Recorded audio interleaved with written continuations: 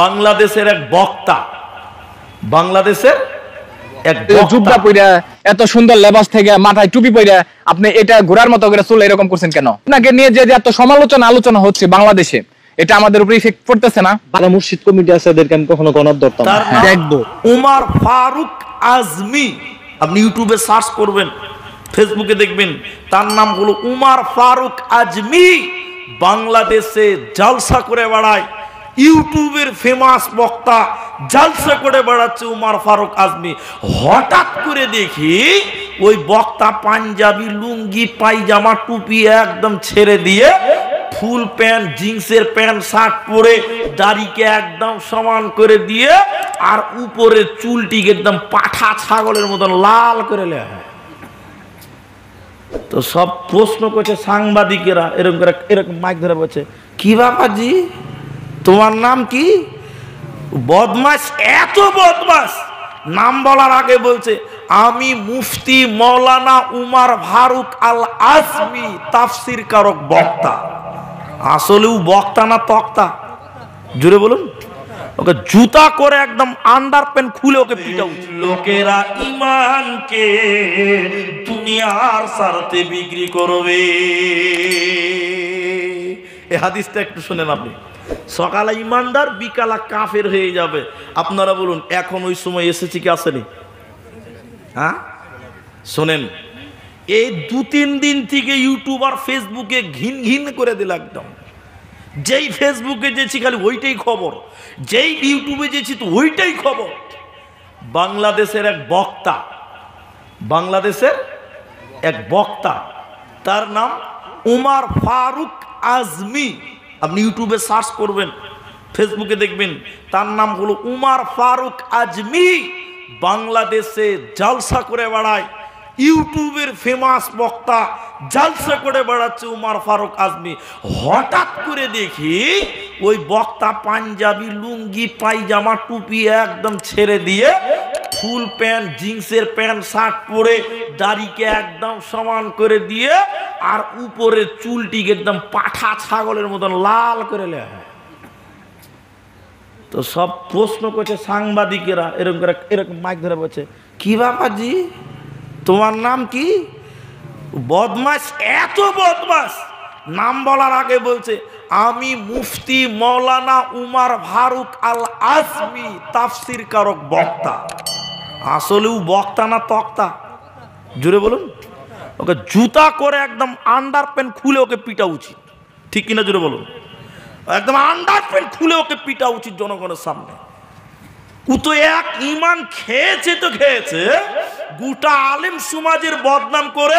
সাংবাদিক যখন প্রশ্ন করছে, ওর নাম বলার আগে বলছে আমি মাওলানা। ওরে মাওলানার বেটা মাওলানা। বিশ্বাস করুন, আপনি ফেসবুকে দেখেন, তার নাম হলো উমর ফারুক আজমি। দাড়ি কেটে পাঞ্জাবি খুলে টুপি ছেড়ে জিন্সের প্যান্ট পরে একদম ওয়াল্লাহি আল্লাহর কসম তার এইখানকার চুলগুলো একদম ওই সাদা সাদা, একদম সাদা করে নিয়েছে। তাহলে বলুন ওর ঈমান আছে? এরা কথা বলে না আছে? আল্লাহ নবী কি বলেছেন? সকালে ঈমানদার থাকবে, বিকালা কাফের হয়ে যাবে।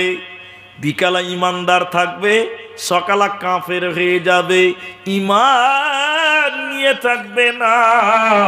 লোকেরা ইসলামকে, নিজের ঈমানকে দুনিয়ার স্বার্থে বিক্রি করবে।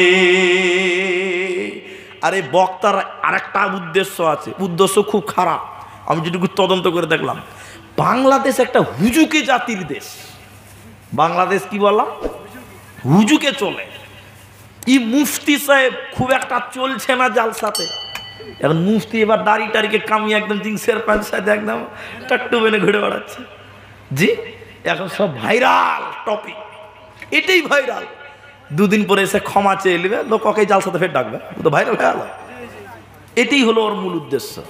ইমান নাই। তো হাদিসের জগতে আবার আপনাকে নিয়ে যায়, নবী বলেন ইমান নিয়ে টিকে থাকা এত কঠিন হবে, গরম আগুনের কয়লা নিয়ে থাকা যত কঠিন হয় অতটা কঠিন হবে ইমানের উপরে চলা। তো নবী বলেন ওই জামানায় যারা ইমানের উপরে চলতে পারবে 50 জন সাহাবীর সমান নেকি আল্লাহ তার আমল নামাই দেবে। কিন্তু ইমান নিয়ে থাকা যাবে না। যারা নামাজ পড়েন, যারা ইসলামের ন্যূনতম মানের জ্ঞান রাখেন, আপনাদের বলতে চাই একটু যদি মুখ খুলে বলেন তাহলে খুশি হব। এখন ইমানের উপরে থাকাটা সহজ না কঠিন? আল্লাহু আকবার। এনারা আছেন, মুনবি সাহেবরা আছে, আমরা যারা আছি এখানে যাদের দাঁড়িয়ে আছে, ভাই একবার খালি কলকাতা যান, বেশি দূর যেতে হবে না, কলকাতা কলকাতা কলকাতা। আমি দাড়ি ছেড়ে আছি, তো পাঞ্জাবি জুব্বার লুঙ্গি ট্রেনে চাপছি, তো কিছু লোক আমাদের দিকে তাকিয়ে থাকে, মিট মিট মিট মিট করে হাসে, হাসে না? এরা কথা বলে না, মানে ভাবছে যে এরা দাড়ি টুপি রেখেছে ভবস্কার। আর কিছু কিছু বেটি চলে আছে, চাচা লো চাচা, হ্যাঁ, শুধুমাত্র এইটার জন্য। কিসের জন্য বললাম? দাড়ির জন্য। বড় মুশকিল দাড়ি নিয়ে চলা। শুধু তাই নয় ভাই, ইমানের উপরে থাকা এত কঠিন, আপনাকে চোখের জেনা থেকে বাঁচতে হবে। এখন বলুন, চোখের জেনা থেকে বাঁচা সহজ না কঠিন? জলের বোতল দেন, জল কিনবেন, এই বোতলে নাই। জল কিনতে যাচ্ছি, কেনলি নাকি একটা জল আছে, জলের বোতলে 20 টাকা দিয়ে 1 লিটার জল খাবো, ওতেও দিকে খালাকে ছাপিয়ে রেখে দিয়েছে। বক্তা তোর গুষ্টিকে মেরে দিবে। ও হাজি গাজি কাউকে বুঝবে না, সবার ইমান লুট করার ধান্দা আছে। স্ত্রী বলছে সাবান নিয়ে এসো, সাবন গোসল করতে হবে। আমার টাকাতে সাবন কিনবো, সাবনের উপরে দেখি আরেক ম্যাডাম দাঁড়িয়ে আছে, ওকে বলে টাকাতে কিনতে হবে। ঠিক বললাম না ভুল বললাম? কেরোসিন তেল কিনবেন, ওই কেরোসিন তেলের ট্যাঙ্কিতেও দেখেন আবার বেটি ছেলের ছবি ছাপা আছে। তাহলে বলুন, এই চোখের জেনা থেকে বাঁচা সহজ না কঠিন? অনেক কঠিন। পৃথিবীতে প্রতিটা সাইডে আপনি দেখেন ইমান নিয়ে টিকে থাকা এত কঠিন, এত জটিল। আল্লাহর নবী বলছেন গরম আগুনের কয়লা হাতে নিয়ে থাকা যত কঠিন, ইমান নিয়ে টিকে থাকা অতটা ততটা কঠিন হবে। সবাই আরেকবার বলুন সুবহানাল্লাহ।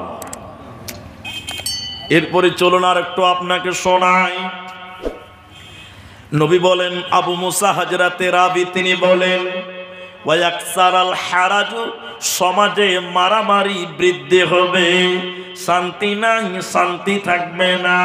হে ভাবক ভেবে দেখো, বসে নিরালায়, গজব কেন রে দুনিয়ায়, শান্তি কেন নাই রে দুনিয়ায়।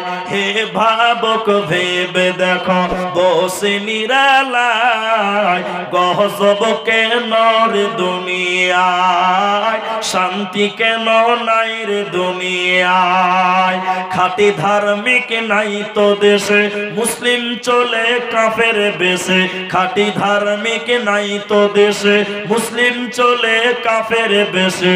কথাই কাজে ব্যবহারে বেদিন বোঝা যায়, গজব কেন রে দুনিয়ায়, শান্তি কেন নাই রে দুনিয়ায়। লোক যাই কোর্ট কাছারিতে, হক ইনসাফ বিচার পেতে। লোক যাই কোর্ট কাছারিতে, হক ইনসাফ বিচার পেতে। ঘুষ দিলে চোর ডাকাত খনি খালাস পেয়ে যায়, গজব কেন রে দুনিয়ায়, শান্তি কেন নাই রে দুনিয়ায়। নিউ মার্কেটার গাউসিয়াতে যাচ্ছে নারী সতে সতে। নিউ মার্কেটার গাউসিয়াতে যাচ্ছে নারী সতে সতে। নারীর জ্বালাই পুরুষদের চলা হলো দায়, গজব কেন রে দুনিয়ায়, শান্তি কেন নাই রে দুনিয়ায়। মাথায় কাপড় দেয় না নারী, পিঠে বুকে দেয় না সারি। মাথায় কাপড় দেয় না নারী, পেটে বুকে দেয় না সারি। বেহায়া বেশরম নারী চলে বেপর